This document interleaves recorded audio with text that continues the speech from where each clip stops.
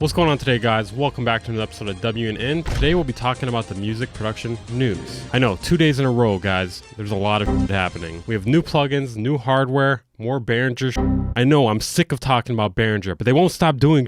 In our first story, we have Effectrix 2. They must have remembered the passwords to get back into their systems recently because I didn't see this coming. I don't think anyone did. Okay, the first thing I want to address is whoever is in charge of marketing at Sugar Bytes, they need a stern talking to. I've never seen a software where it was less clear what you were getting with the upgrade than this software, at least going based off of the website and the video. Honestly, I ended up going to Databroth's review in order to learn about the new features. It shouldn't be that way. Stop it. Stop whatever you're doing. Okay, Effectrix 2 is a multi-effect plugin with a sequencer built into it. I know what you're thinking. It sounds like Infiltrator, and you're right. But I'm gonna be fair, okay?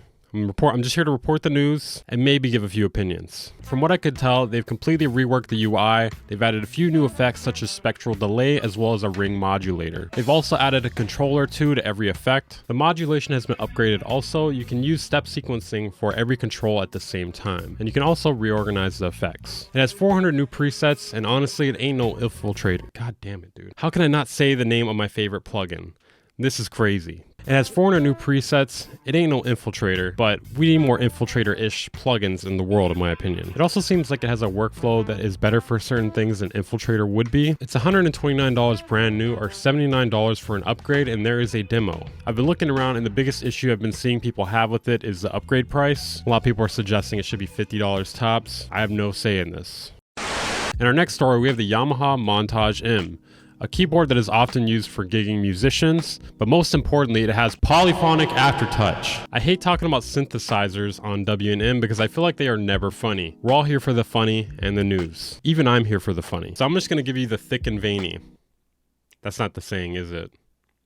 Whatever. They have added the ANX engine, which is supposed to have a warm sound emulating real analog synthesizers. 10 filter types, oscillator self-sync, ring modulation with FM and wave shaping.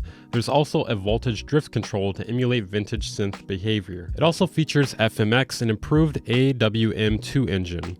All of these engines combined give you access to pretty much any sound you'd be looking for. It can be connected through USB or MIDI. Yamaha says a plugin is coming in 2024. It'll allow you to navigate the instrument from your DAW. They have 3 versions, the M6 with 61 keys, the M7 with 76 keys, and the M8X with, you guessed it, 88 keys. You can pre-order it now. The M6 is $4,000, the M7 is $4,500, and the M8X is $5,000. So if you're looking to get this, I'll give you some different ideas for how you could get money. You could sell your kidney, you could sell your mother's jewelry, you could take out a second mortgage. If you have any other ideas, let me know down in the let everyone else know down in the comments.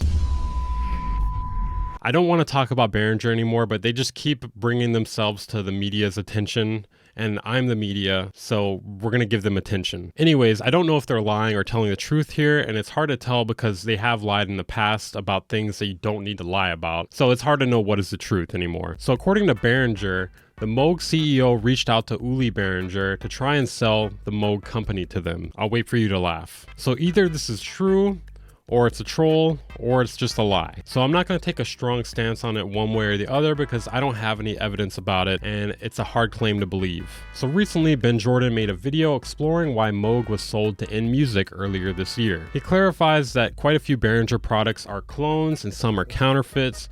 The biggest difference is whether or not it attempts to look like the original synthesizer as well too. He makes a correlation between the products that look like the original product selling better than the ones that don't. At least for the certain products that he shows. Don't worry, I'm not just repeating exactly what his video is. There's a point to all of this. Watch the whole video if you haven't. I'm just giving you the thick and the vein.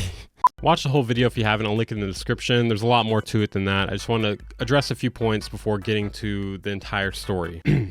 Please finish watching mine first though. Behringer, after this video came out, gave their side of the story on a Facebook post. Yeah, I have no idea why they specifically choose the place where QAnon and boomers go to congregate as the place to give their side of things. Anyways, this is what they said. Mike's decision to sell Moog was influenced by his advanced age and serious mistakes made on the supply chain side. Why is Behringer saying that, and why didn't Moog say that? The company had purchased excessive inventory, leading to significant cash flow constraints. While we believe Moog is a great brand, tab, "We declined the purchase due to our low price business model not aligning with the luxury model Moog is pursuing." You know, when they word it that way, it actually sounds kind of reasonable. But on the other hand, it's like, why would we buy your company? We've already copied virtually everything you make. Blaming us for Moog's struggles is as reasonable as blaming Yamaha for the bankruptcy of Sequential, Oberheim, ARP, and Moog in the 80s when the DX7 and other digital synths were introduced to the market. Basically, Benn accused Behringer of lying multiple times on their Facebook page, but the tweet is now deleted. What his tweet did say was, "I spoke to a lot of people and heard absolutely nothing of this. Given that Behringer has outright lied on their Facebook page multiple times." I've covered that in other videos if you want to check that out. I don't want to get into the whole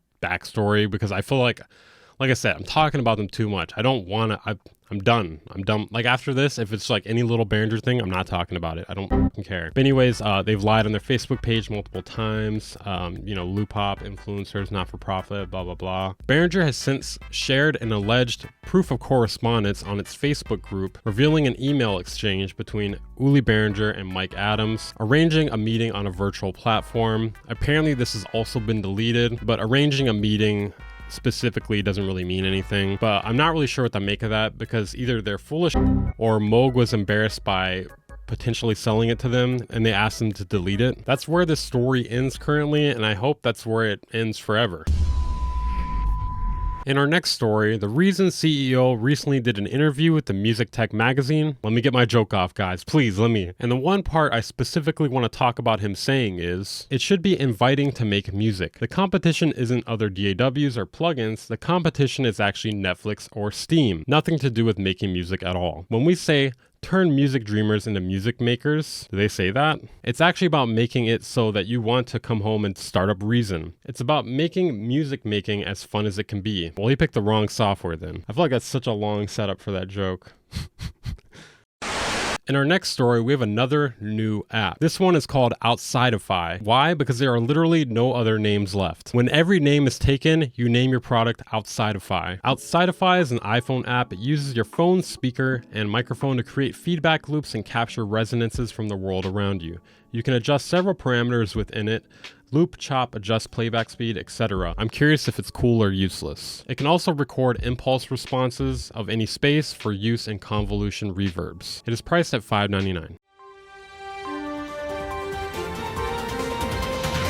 We have breaking news here, guys. We're live in the studio right now. Sonar Works, known as Sound ID now, has released a virtual listening add-on for their flagship product, Reference. Sonar Works allows you to flatten the frequency response of your headphones and monitor speakers. You utilize this specific add-on with headphones, though. When you pan something to the left or right in your headphones, you completely hear the signal in the left or right. Whereas when you pan something completely to the left, on monitor speakers, you can still hear it a little bit in your right ear. You hear a tiny bit of the sound in the opposing ear, due to the listening environment and also due to the fact the speaker is not right next to your ear. The aim of this add-on is to give reference users the added reality of listening on real speakers, but not just with the frequency response. They added 10 different environments where you could use the virtual mixing, including near field, far field, TV, phone, but basically it's supposed to simulate what it's like to listen to real speakers while you're on your headphones. Hopefully I explained this well. It is a rather convoluted concept to explain. You can get this for $49, but I believe you have to have Reference first. I know there are other products that do this. The main one that comes to mind is D-Sonic Real Phones, and that one costs $99, but it's not an add-on. You just get the entire software with that. I don't know if I'd personally buy this, but if you really want to indulge in extreme OCD about your mixing, you're by all means welcome to.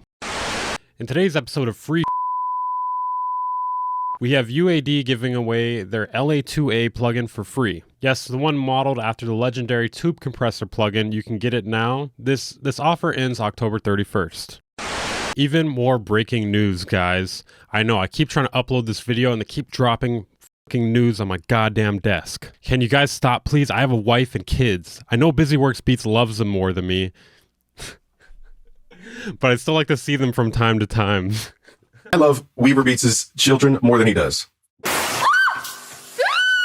So obviously the APC64 is an Ableton Live controller made by Akai, and it looks remarkably similar to the Ableton Push. It seems like it's a bit upgraded versus the older APCs. It features 64 RGB velocity sensitive pads with polyphonic aftertouch, and 8 assignable touch strips, allowing you to control pitch, modulation, or whatever you want, essentially. It also works as a 32-step, 8-track step sequencer. It has 3 MIDI ports and 8 CV gate outputs. I'm personally not a big fan of the way the touch strips look, or at least the location they have them in, but this seems like a great product for $399. This does seem like the much more affordable alternative to the Ableton Push 3, so if you're interested in that, maybe check it out. That's it for WNN today, guys. What were your thoughts on it? Make sure to subscribe if you haven't. If I get to 50K by the end of the year, no eyebrows. Imagine that. This will be me without eyebrows. Like this video and share it with 7 friends, or you will get hit by a car tomorrow. You don't want to take a chance with that, do you? I'll be watching. I'm monitoring all of your phones and all your devices. I'm monitoring all your devices. If you made it to the end of the video, comment Alabama, Alaska, Arizona, Arkansas, California, Colorado, West Virginia, Wisconsin, Wyoming down below. Follow me on Instagram and Twitter. If you haven't, I'll link them down below. I'll see you guys next time.